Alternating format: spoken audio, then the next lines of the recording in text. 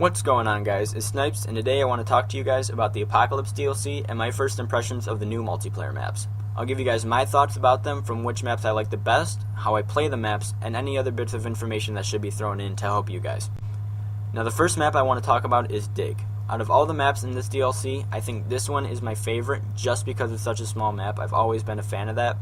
Another thing I like about it is the different elevations of the map, either the high ground or the low ground, because it allows the enemies to stick out a lot more if you're looking in the right places, and if you're in the right position, it's easy to get killed. Another feature of this map that I like is the fact that there's almost a connected path around the outside of the map, making it easy to get to the other team's spawn without really getting noticed. As far as guns go for this map, I would suggest either SMGs or shotguns with stock and or quick draw on them, because there are a lot of corners that enemies can hit you from, and having stock equipped really helps with turning those corners and getting your shots out first. Also, try to stick to the outside of the map rather than cutting across the middle, because being of a more circular map that Dig is, it's easier for enemies to see you from all angles. Next map I want to talk about is Frost. This has been the map that I've played the most. For some reason, all the lobbies I've been joining had Frost chosen, and I just decided to play to get to know the map more. This map to me is a close second behind Dig because of its length. There's basically two side paths that serve as a dual purpose. One, you can take the path down to the back end of the spawn far behind the enemies and kill them from behind, or you can use it as a place to snipe and kind of spawn trap them. Either way works really well. I prefer rushing their spawn because I find that when you get behind them, they spawn on the other side and you can take the other route to that spawn, basically running a circle around the entire map. There's also times when I cut across the middle. Usually I don't recommend it, but since this map is so narrow, it's easy to get to the other side, especially if you go under the bridge.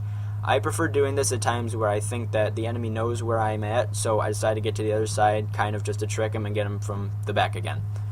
The weapons I would recommend would be either an assault rifle or a sniper, but make sure that if you're using an assault rifle, use grip or sight or something to increase your accuracy, because there are a lot of places for the enemies to head glitch.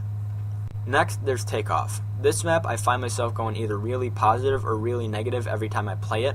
It's not that it's that big of a map. The center is open, but there's also a lot of obstructed views. So while there's a lot of space to maneuver, there really isn't much of a viewing area. With that being said, on this map I prefer to hold down a larger building near the center of the map on either side and take out enemies from higher ground. This allows you to have a greater field of sight, and it minimalizes the chance of you getting flanked because you're not running around. The weapons I believe are the best for this map are either sniper rifles or LMGs. But if you are using an LMG, make sure it has either variable zoom or dual band, so you can hit targets from a further distance. It would also help to have a secondary pistol or SMG, in case anybody tries flanking you from the back. It's a lot easier than trying to kill them with your LMG. Another important thing, try to have your team stay to one side of the map so the spawn doesn't flip as much. I find the spawns are flipping a lot more every time I'm playing with a bunch of random people because they're all scattered over the map. Finally, there's Pod. This map, in my opinion, is the worst map in the DLC because there's too much cover and a lot of mixed and blurred colors, so it's kind of hard to separate a piece of wood from a camper.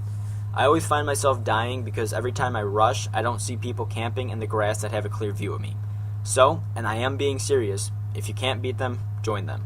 The way I recommend playing this map is by sticking close to thick cover, using all of the brush and rubble to cover you when you move. Also, try being as quiet as you can.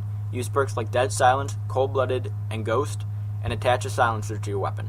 Also, make sure at least one of your teammates is running UAV so you know when enemies are coming around corners. It helps a lot.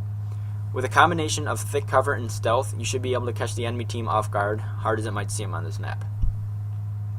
So there you go, guys. That's my rundown of the maps and how I feel they should be played. Feel free to use some tips from this video if you found them helpful, and leave a video response down below of a gameplay from the new DLC. Thanks for watching, guys. I'll talk to you next time.